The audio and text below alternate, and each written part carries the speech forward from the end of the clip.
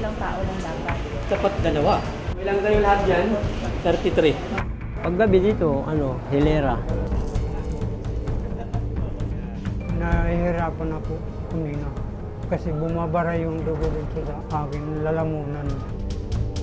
Mainit, siksikan at magkakasama ang mga may sakit tulad ng tuberculosis. Ito ang sitwasyong inabutan ng Reporter's Notebook sa Tacloban City Jail. 120 detainee lamang ang kapasidad ng detention center. Pero sa ngayon, naglalaman ito na mahigit 600 katao.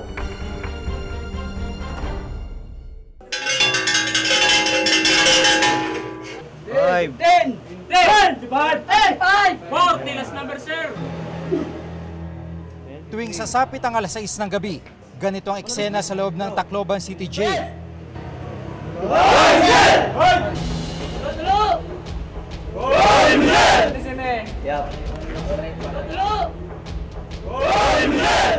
Mistulang sardinas at nagsisiksika ng daang-daang detainee para sa kanilang head count. Hindi nalalayo ang kondisyon nila sa pagpasok sa mga selda. Isa sa mga detainee si Reynaldo Pacantara, 34 na taong gulang. Ilan mo kayong andito sa selda? 40 po. Ano kayo nagkasya dito? Paggabi dito, hilera. Minsan, yung iba dito sa gitna, kami naman doon. Iba dito, nakaganon. Tapos yung ganun. Saka parang sardinas. Ganun na nga. Dahil hindi nakasya sa mga seldang dating pasilyo na ito, ang nagsisilbing selda ngayon ng may 30 detainee. Ito po, minsan, ito yung pasilyo. So, ginagamit na lang nila ito para lang kahit paano makatulog ng maayos. Kasi congested na sa selda. Nagtayo na rin sila ng mga tarima o maliliit na kwarto na magkakapatong. Sa isang ganyan, ilang tao po? Minsan dalawa, minsan dalawa. Basta i-accommodate talaga nila yung isang silda para lang mabigyan bawat isa ng space makatulog.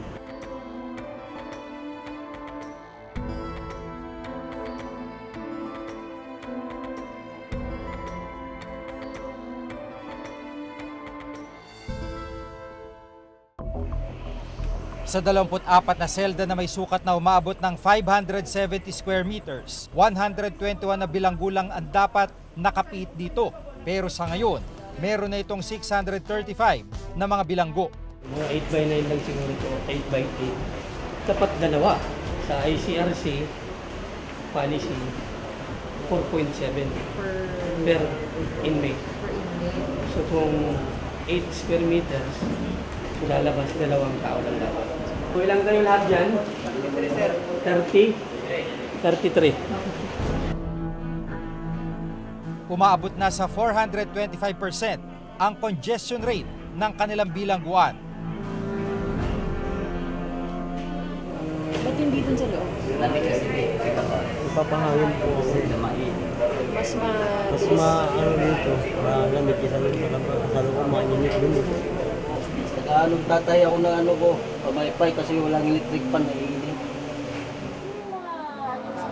Buong araw, Makati, mahapdi kasi kinakamot ko. Pero masaklap, maging ang mga may sakit, sama-sama at nakahalo sa iba pang detainee. We have no isolation cell intended for sickly inmate, lalo na yung merong mga contagious disease like TB. So wala tayong isolation cell. So ngayon, under medication naman sila. Mayo ngayong taon na matuklasang may tuberculosis ang 65 taong gulang na si Mang Amado Tanyega. Pero sa kabila nito, kasama niya sa selda ang 30 detainee. Dati pasilyo ito. Hindi ito silda dito. Nung bumaba kami, galing kami sa taas, dito kami nagpunta. Kaya nagawa na itong silda namin. 10 taon na siyang nakakulong dito at hanggang ngayon ay nililitis pa rin ang kanyang kasong murder. Ano yung lagay ng kaso ngayon? Wala pa, hindi pa na nililitis. Nainip na nga po eh. Bukod kay Mang Amado, 5 pang detainee ang natuklasang may tuberculosis. Saan po dito yung pwesto ninyo, kuya? Doon po ma'am sa taas. Doon sa taas. Gaano po kalaki yan? Sakto lang po mga 2 tao. Gabi-gabi tinitiis si Mang Amado at iba pang detainee ang malamig na sahig habang natutulog. Congested ang ating mga jails. Nag-house sila ng mga bilanggo ng number of inmates na higit doon sa kapasidad ng kanilang piitan. Based from that, doon sa pinaka-general na problema na yon, sunod-sunod na ang mga problema. Magkaroon ng isa doon ng sakit. And itong sakit na to ay communicable. Madaling mahawaan ang mga inmates. Ang average ayon sa aming survey ay 3 to 4 years ang bawat isang kaso. So, paikot-ikot na. Naging vicious cycle na siya kasi congested yung sobrang dami ang nakakulong. Ibig sabihin, sobrang dami ng kaso sa korte.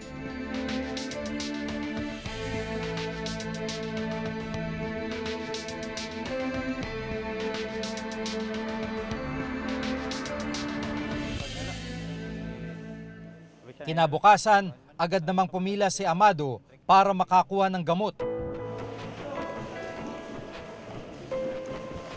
Dahil hindi pa lubusang naisasaayos ang kanilang klinika na nasalanta ng bagyong Yolanda nung nakarang taon, dito sila sa open ground ginagamot. So far, yung interior yung natira, yung exterior hindi naman na sa Yolanda. Yung mga cabinets lang namin, yung mga steel cabinets, yung mga lalagyan ng record, yun lang. Nagagamit niyo pa ba ito? Hindi pa. Sa ngayon, hindi pa. Sana may magamit na namin yung clinic. Kailangan pang ayusin. Kailangan pa ayusin. Yung loob na lang, yung labas, okay naman yung labas yung interior.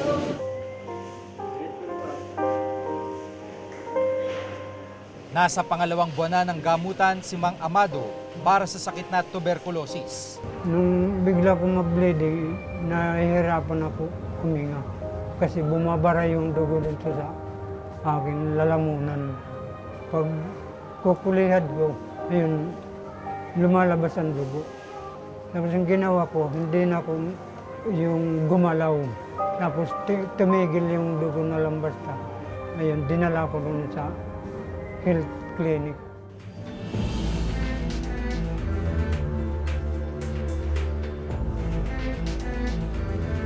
May may strep injection kasi category 2 na yung TB, yung category niya sa TB, category 2 na. Yung nauna nating dalawa, category 1 para yung... May 4 na nurse na nagsasalitan sa Tacloban City Jail. May doktor po bang nakastandby dito or ano po yung schedule? Wala, yung doktor namin nasa regional office. Kailangan ng court order bago payagang makalabas ang isang detainee para pumunta ng ospital, maliban na lang sa mga emergency case.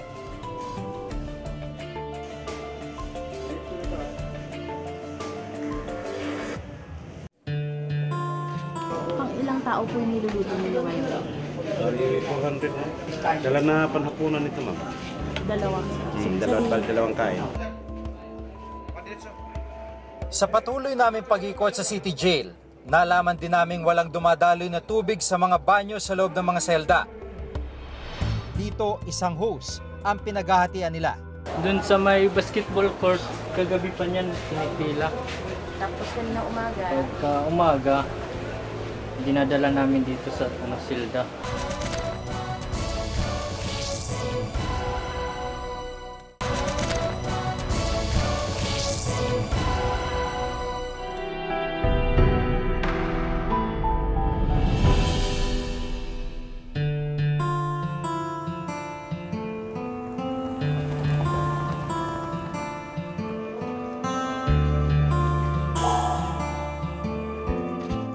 Ilang tao po yung niluluto ninyo ngayon? 400 na. Dala na panhapunan ito, ma'am. Dalawang kain. Pagkatapos itong maluto, isang ranchero o ang kinatawan mula sa bawat selda ang kukuha ng pagkain.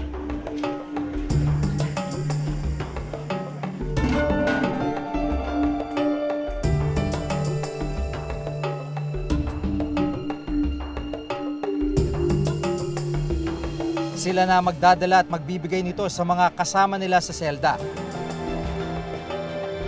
Maging ang supply ng pagkain may mga pagkakataong hindi na rin daw sapat dahil sa papalaking populasyon ng piitan.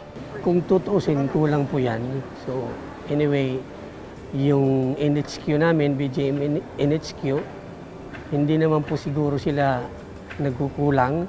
Talagang they are lobbying na mapataas po yung subsistence allowance ng prisoners. Prices now, prevailing prices, mahirap. Tumataas yung price, yung mga bilihin, pero yung budget, yun pa rin. Kung hindi sa loob ng kani-kanilang selda, dito sa labas kumakain ng mga detainee.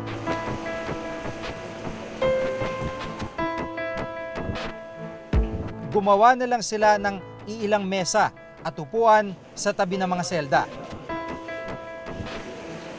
Dito na kumakain, nagluluto at naglalaba ang mga preso. Ang iba, dito na rin iniistima ang kanilang mga dalaw.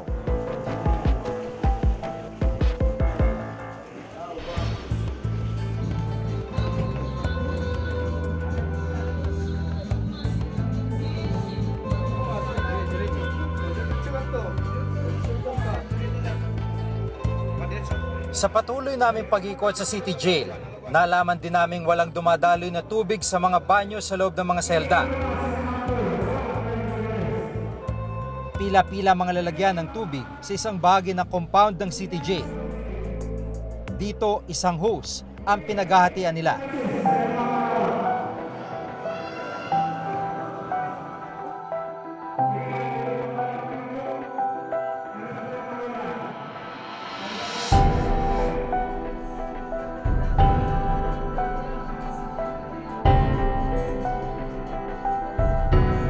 Di naman ako nagpatulong sa buhat.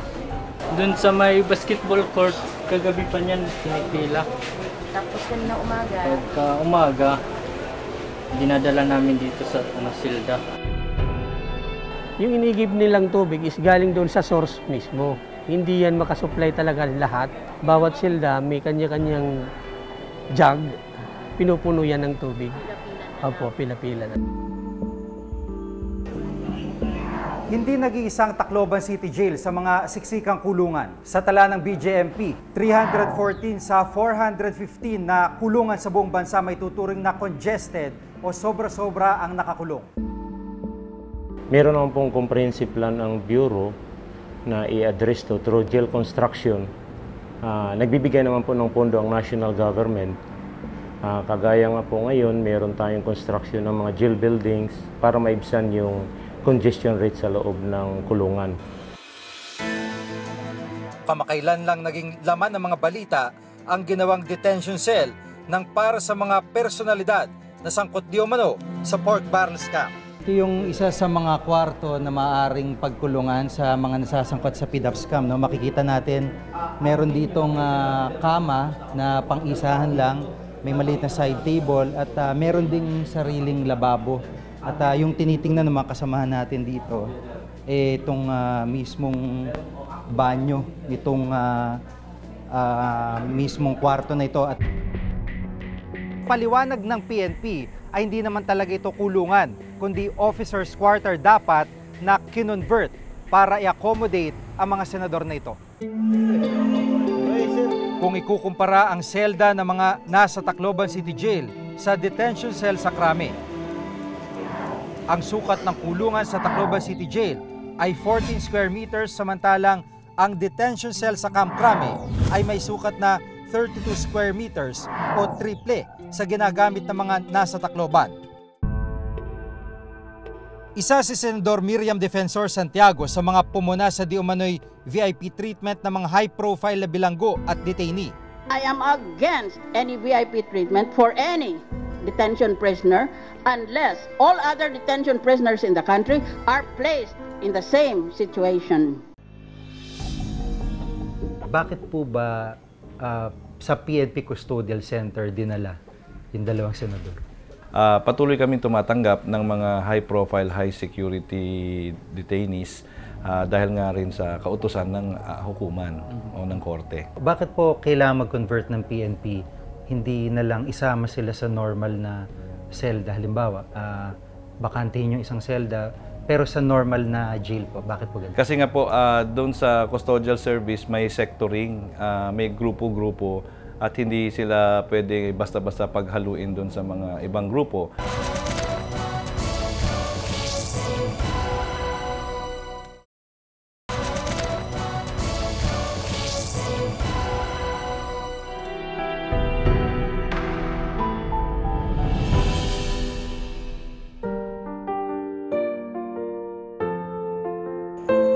Kung tutuusin, nililitis pa ang kaso ng mga nasa loob ng Tacloban City Jail. Pero sa kanilang kalagayan sa ngayon, tila ramdam na nila ang parusa. Maasahan rin ba ng mga ordinaryong tao ang maayos na kalagayan sa loob ng piitan? Itong mas pinalawak na pagbabantay sa mga isyu ng bayan, ako si Jigo Manikan. Hanggang sa susunod na Huwebes, ako po si Maki Pulido at ito ang nakatala sa aming Reporter's Notebook.